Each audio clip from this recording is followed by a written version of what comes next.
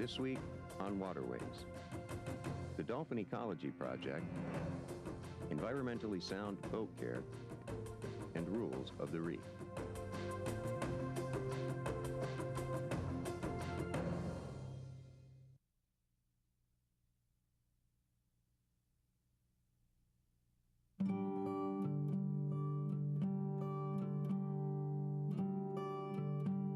When the Florida Keys National Marine Sanctuary was established, one of its goals was to collect baseline data on the environment. After basic information was collected, informed decisions could be made affecting the overall health of the marine ecosystems. Lobster, queen conch, and coral are a few species on their list. Missing from this list of species is dolphins. While dolphins were known to inhabit the waters of the Florida Keys, not much more was known. The Dolphin Ecology Project, a nonprofit organization based in Key Largo, has begun collecting necessary information about dolphin populations. But I was really surprised to find out that there's never really been a dedicated study on bottlenose dolphins in the Florida Keys. No one had really studied the bottlenose dolphins other than a few aerial surveys that have been done in the past, in the 70s, and then even as recently as the 90s, there have been some aerial surveys. And that pretty much demonstrated that yes, there are dolphins throughout the Florida Keys, and they seem to be in the Florida Keys year-round. But what we decided to do was to look at a particular area within the Florida Keys, particularly Florida Bay, because of the impending large ecosystem restoration project about to take place. We thought that it would be an unprecedented opportunity to establish baseline data on the distribution of dolphins, the density of dolphins, and how they're utilizing a habitat. Currently, Laura and her staff are monitoring the upper Florida Keys. This includes central and eastern Florida Bay, and on the ocean side, Long Key and north to John Pennekamp Coral Reef State Park.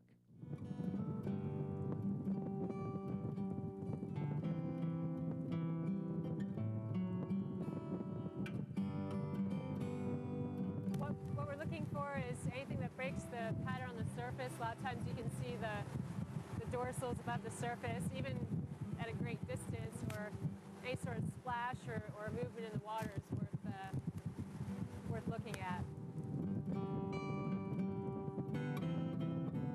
There are a couple dolphins right over here, right on the edge of a bank, and in fact, they're in such shallow water that we might not even be able to get close enough to them, but we'll sort of take it easy and idle up and see how close we can get. I see at least two, I think.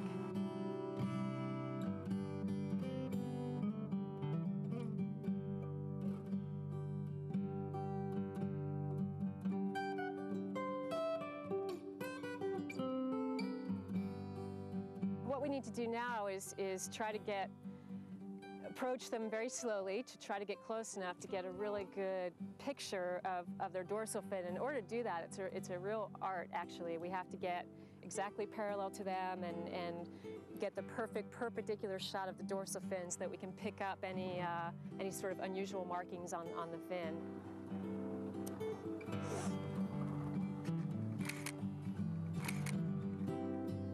Oh, I do know who that guy is, for sure.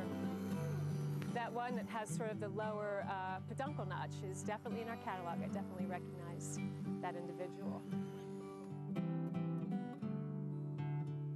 We take data points every 5 minutes to measure our effort. How hard are we looking for dolphins?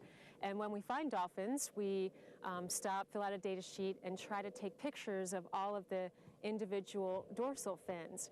We're able to recognize individuals because they're naturally marked. Dolphins have patterns of nicks and notches that they get from just daily life being a dolphin, and it's really helpful to us because they're all unique. It's similar to a thumbprint that identifies individual humans. It can, the difference being that a dorsal fin will change over time, which is why it's important to constantly photo ID the same individuals over time in case that occurs. And the trick here is you really actually have to get pretty close, which is why we have a permit there. That's the one that has the low scoop. No, you're fine, you're fine. You can see the rake marks on the body. Those scratches are from other dolphins' teeth.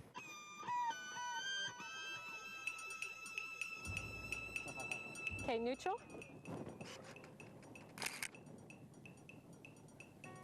One, two, three, four, five, six, seven. We've got 7 dolphins right here. We started field work in November of 1998, and we're just now getting to the point where we can start to see some patterns, but it'll take obviously there's no such thing as enough data.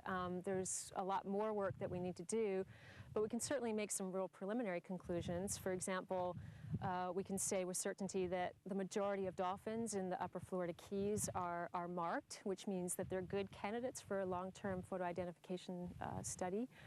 We can say that in Florida Bay they appear to be year-round residents in Florida Bay, but that's less clear on the ocean side. And we really don't know if the dolphins that we see on the Florida Bay side are intermixing or the same animals that we see on the ocean side. And we can certainly say that dolphins are throughout the Keys year-round. In the late 1940s and 50s, the wetlands of the Everglades were drained when the Army Corps of Engineers built a series of canals to control the flow of water. The population of the time demanded relief from the natural cycle of droughts and flooding. The new system enabled the residents to bring in water in times of drought and take it away in times of flood. This manipulation of nature resulted in the redistribution of fresh water.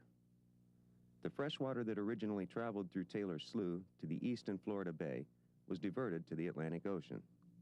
With the absence of freshwater deposits into Florida Bay, hypersaline conditions were created.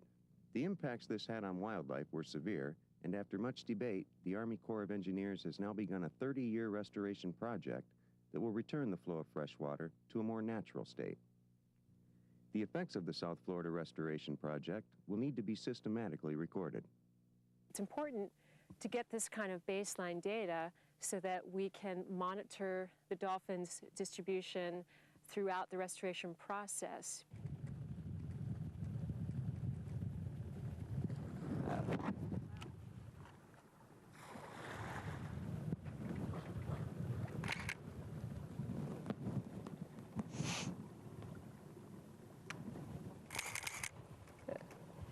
Okay.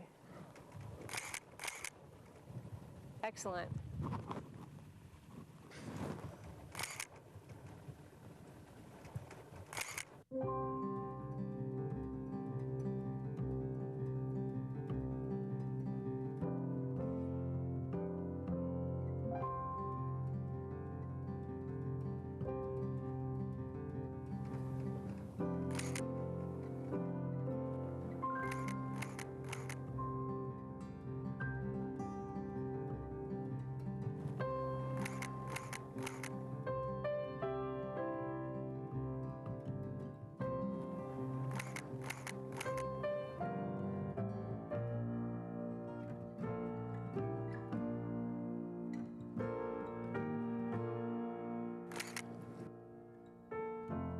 I actually feel pretty good about wrapping up this sighting anyway. I think I've got everybody.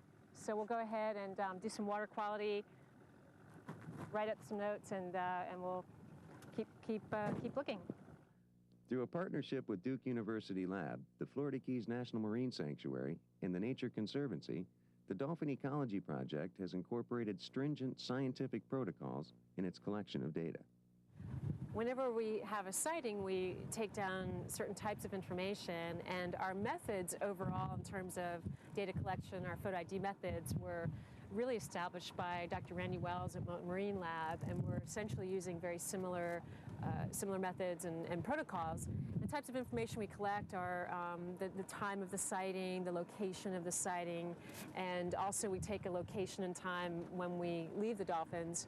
We also take information down about water quality, such as the depth of the water, the temperature of the water, salinity, turbidity, which is like visibility.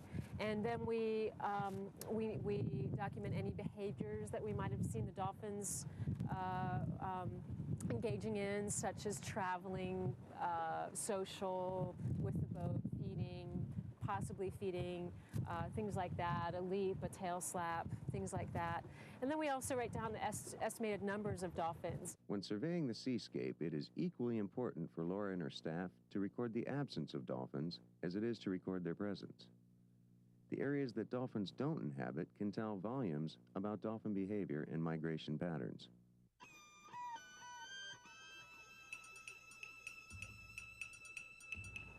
Just found another group. I've only seen one here, but there's another one off in the distance to our right, and we haven't gotten quite close enough to see who's here. Once again, we're in very, very shallow water. Probably about 2 feet. I know this guy very well. Real jaggedy fin with the biggest feature being in the middle of the fin. It has a big scoop in the middle of the fin, and also has a big notch in what's called the leading edge of the dorsal fin.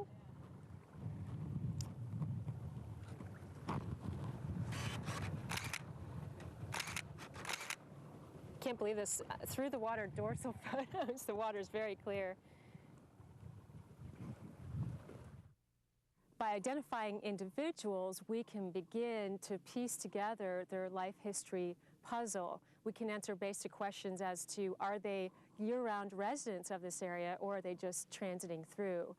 How long do they live? How many calves do they have? How many males versus females, which is something that's very difficult for us to answer at this point in time. Let's turn this way.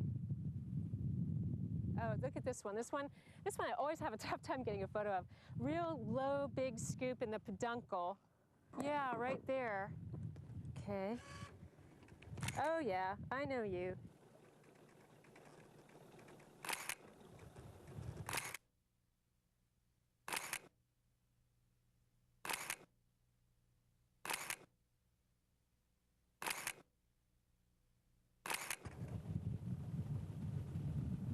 So what we do once we have taken all of our photos and gotten all of our data sheets, we go back into the lab and sort through all of the pictures, label all the slides, and try to match some of the fins that we've seen out in the field with the dorsal fins in our photo ID catalog of individuals.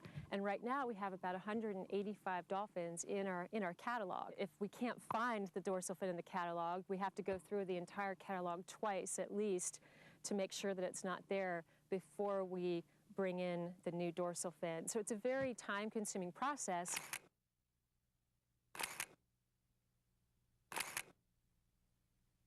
Ooh, just missed that. 1, 2, 3, 4.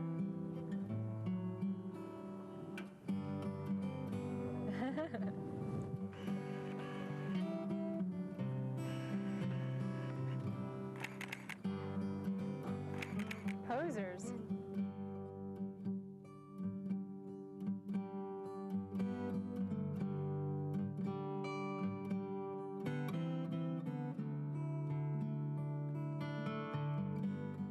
We were lucky. These dolphins were surfacing perfectly, staying on the surface just long enough, making it convenient for me to get a good photo.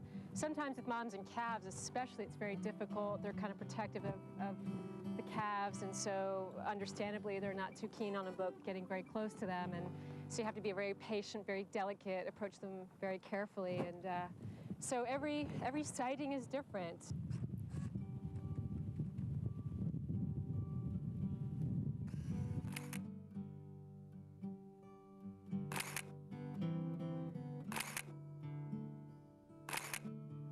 This catalog that the Dolphin Ecology Project is compiling, along with the water quality data that accompanies the catalog, will be shared with environmental agencies, government decision makers, and educational institutions worldwide. The decisions made from this data will help preserve and restore dolphin habitat. So we're just adding yet another piece of information to this very, very complex puzzle. So perhaps if we're seeing trends in the distribution of dolphins, other scientists are seeing other trends, and then when you put them all together, you can tell a more complete story. This more complete story will help our resource managers make informed decisions based on facts, not on opinions.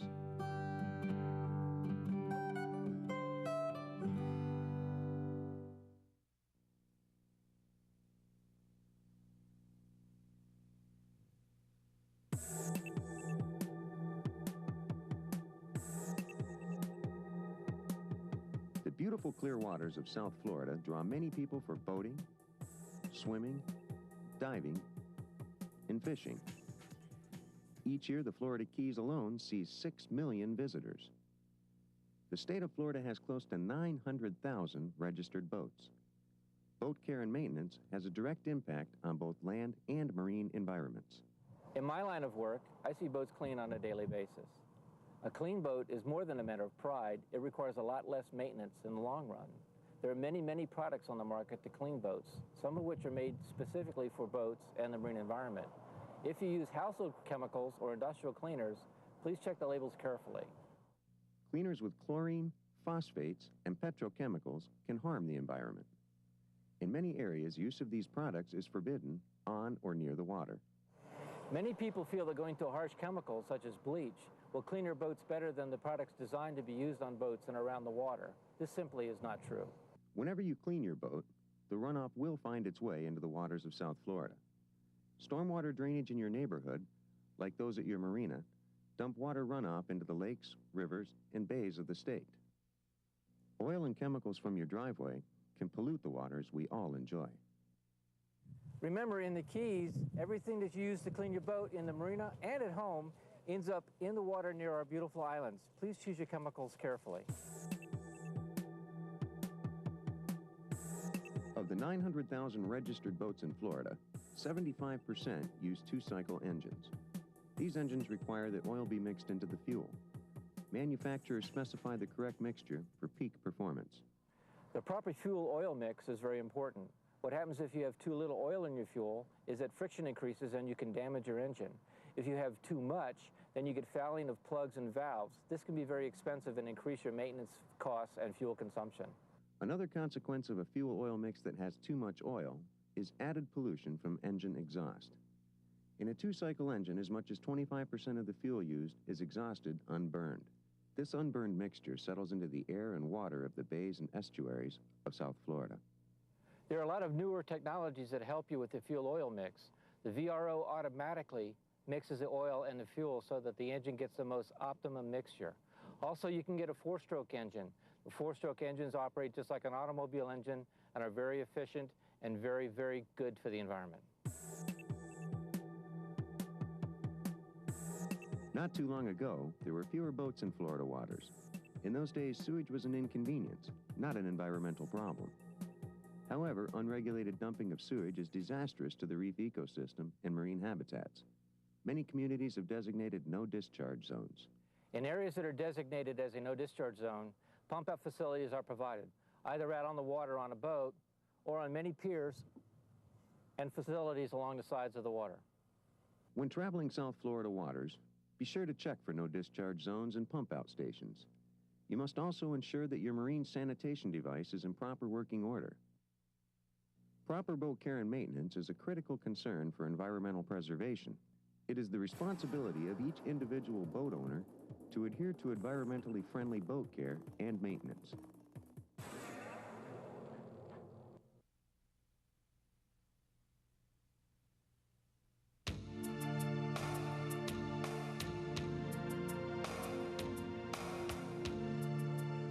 The coral reef ecosystem has developed over thousands of years. A single coral head can take up to 100 years to grow. Until recently, only a few adventurous explorers had the opportunity to visit the coral reef. However, today hundreds of thousands of snorkelers and scuba divers are brought to the reef each year. With the addition of this new component to the reef ecosystem, it is important that divers and snorkelers are taught proper etiquette to ensure the survival of this fragile habitat. Hey, we're out here diving at the reef, and we just want to talk a little bit about, diver interaction. It's not really interaction anymore. It's a misnomer. We're more observers on the reef. We look, but we don't touch. Diver experience on the reef is a visual experience. The most important rule while at the reef is do not touch. Now, you got you're weighted properly, right? Yes, sir. It's your 8 pounds. Now, once you get in, check your buoyancy, and then adjust accordingly the little bit of air into your BC so that you don't go down and hit the reef. When a diver or a snorkeler touches a piece of coral, it damages the protective membrane and allows disease to infiltrate the coral. Sometimes contact between a person and the reef is accidental. A major cause of accidental destruction is divers who are not neutrally buoyant. Divers must make it a priority to obtain neutral buoyancy. Along with proper buoyancy, a diver must be perpetually aware of his location in relation to the reef. An errant fin kick or loose equipment can wreak havoc on coral. Be sure to tuck in all gauges and your octopus. Divers come down here from all over the country and all over the world, and they seem to be a lot more educated these days through Project Aware, through PADI, and some of the other organizations out there. They're educating the public. People know more. I mean, we still go through our same spiel on the boat about stay off the reef and keep your gauges tucked in and how to swim and check your buoyancy. But most of the divers now know that. Or they've heard about it, or they've seen it through one of the many organizations out there that are educating the diving population. While divers may be educated during their certification, snorkelers are often visiting the reef for the first time. It is up to the captain and mates who run the snorkeling trips to educate their passengers. So every trip we take out to the sanctuary, we try to inform people about the sanctuary and the rules in regards to protecting the coral as much as possible. One of the biggest problems we have out there is the language barrier. And sometimes people don't understand English so well, and we do what we can. We had a couple of people about 2 months ago that assured us they understood. They couldn't stand on the reef, weren't supposed to touch the coral, anything like that at all. But within 10 minutes of being out there snorkeling, I look out there, I'm watching them, and they're standing up on top of the coral. There's nothing we can do but call them back and make them stay on the boat. I can't allow them to be out there if they're going to damage the coral. It's getting better and better as more people get educated about the sanctuary, but we still run into problems with the language barrier, so sooner or later everyone will learn.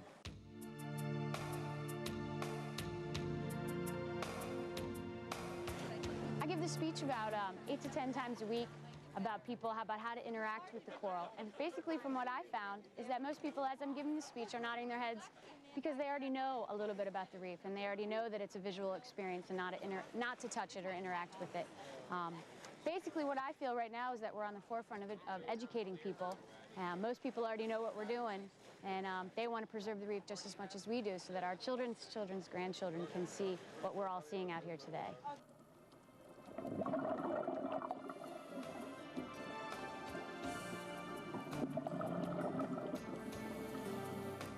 There is no question that the reefs of the Florida Keys have been deteriorating in recent years. Through education, snorkelers and divers can assist in the preservation of the coral reef.